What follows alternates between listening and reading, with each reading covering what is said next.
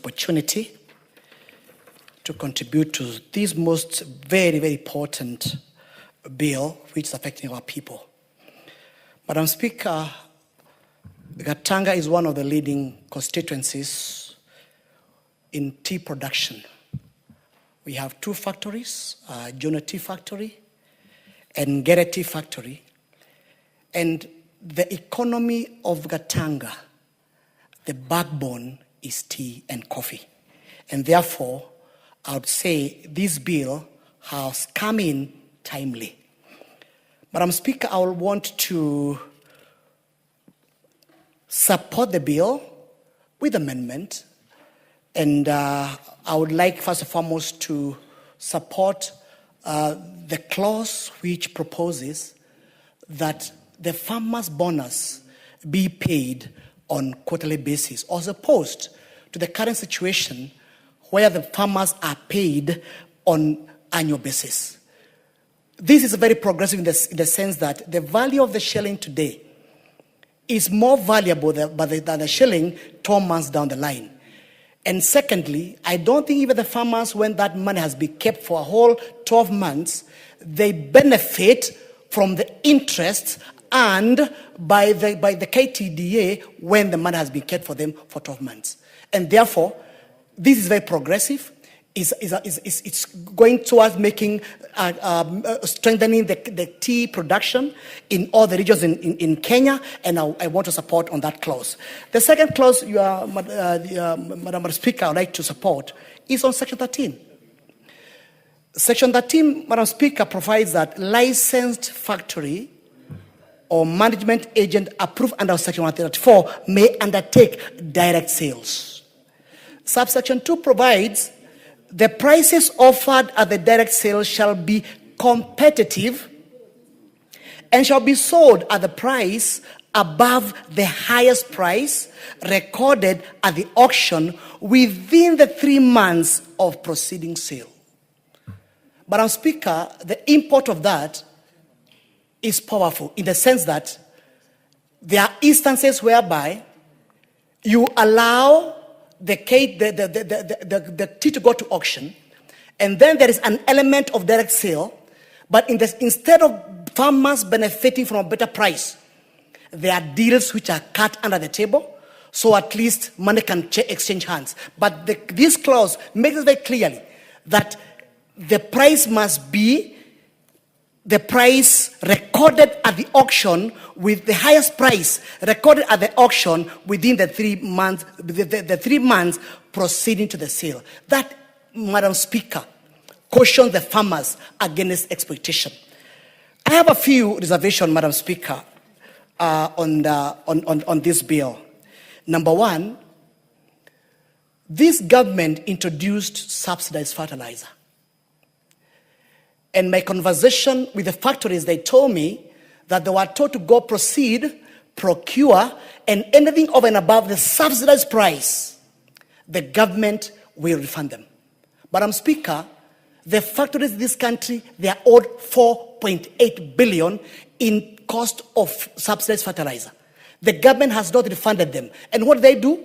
They went to the bank, they borrowed the money, and they're still paying interest on that money. And therefore, some progressive bills like this one, the fact that the government has not paid back that money to the farmers, to the factories, to KTDA, the gains which this act is going to get is being eroded. And therefore, I urge, and I think at the right time, I need to bring up an amendment to the effect that in the event that the government takes brings in the subsidy fertilizer, their portion must be paid in advance so that this kind of gains brought by this act are not eroded. Secondly, Madam Speaker, we lost market in Sudan worth 64 billion.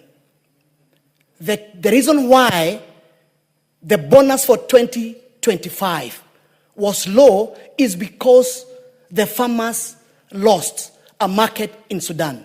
And how did we lose that market? We lost that market because this government went ahead to work with the militia in Sudan. And Sudan government said, no, if Kenya is doing business with Janjaweed, then we ban their tea in our country. Madam Speaker, I would like to urge this. I would like to urge. Order. Member for Laikipia, what is out of it?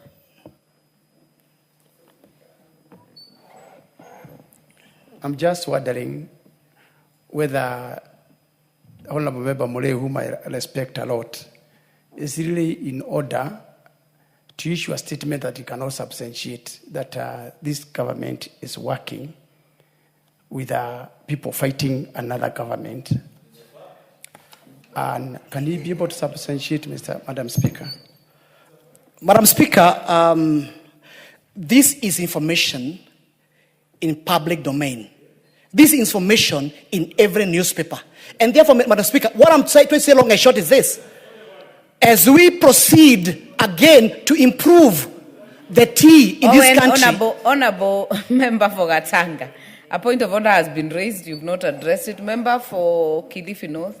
Honorable Speaker, I just want to allow to let the member of Gatanga know that you see you cannot use the standing orders that do not allow you to use newspapers information to support your point in this house. You know, so if he is saying that the kind of things that Honorable Kiunjuri has stood to on a point of order to say, and the only response he says by justifying what he said is that it is common domain and it is in the newspaper. Be cleverer than that, please. Standing orders are very clear. Withdraw what you have said, and we will ask you to withdraw and apologize for actually bringing in the issues of one country against another in this house, which is actually against. Don't do the work of the Speaker. Raise the point of order. Honorable Muriu, can you substantiate and also note that standing orders do not accept newspapers? That is a fact as sources of information. So be very careful on the utterances you make on the floor. If you're not able to substantiate, kindly withdraw, because that is a serious diplomatic issue. Kindly take note and either substantiate or withdraw. Madam Speaker, I know sometimes the truth hurts. That is, even the KTD report, where they were announcing the payment for 2025, that is one of the remarks they made, that they have lost a market. And therefore, Madam Speaker, I'm just trying to help Mr. Mbaya Member here. for Gatanga, the issue of lower payout is not in debate and is not in question. It's not been challenged. The issue that has been challenged is the diplomatic relationship between Kenya and South and Sudan market. Madam Speaker, if you want me to bring information, I'll give me time. I'll bring that information to the House and substantiate. But I think it's also important for Mr. Mbaya, he may be most likely, and he started very well, supporting the tea farmers in my region. But suddenly, when we talk about the loss of the markets on the Sudan, I can see it's on fire. We know who you're acting for. We know who is playing that role. And therefore, Mr. Speaker, I would like to go to the second point. Madam Speaker. Member for Gatanga, just for direction, the issue on working with militia will be expunged from the Hansard until you are able to bring proper information to the House. I'm most obliged, Madam Speaker. I'll bring some start information. Secondly, Madam Speaker, on the issue of my reservations, is on the taxes. Which taxes? Taxes on what you call the packaging. You find that though there is no direct taxes on the tea itself, there is an element of taxes on the packaging. There's an element of packaging in transport. There's an element of packaging on the fuel. But as Speaker, developed countries, what they do is subsidize their farmers. Farming business has no money. And therefore, would I want to see more subsidies as opposed to more taxation in the tea industry? Thank you, Madam Speaker. Very well. Honorable Karoli. Thank you very much, Honorable Speaker. I'll try and be very brief. I want to start by saying I come from a country that grows tea. I don't like this statement that I come from a region that does not grow tea. We are Kenyans. We are not regionalists. So I come from a country that grows tea, and I'm very happy about our tea growing areas. But, Madam Speaker, I just wanted to raise two historical issues and then make a proposal as to how best we could deal with this issue. The reason why we have certain structures in the tea industry that do not clearly benefit the farmer are historical.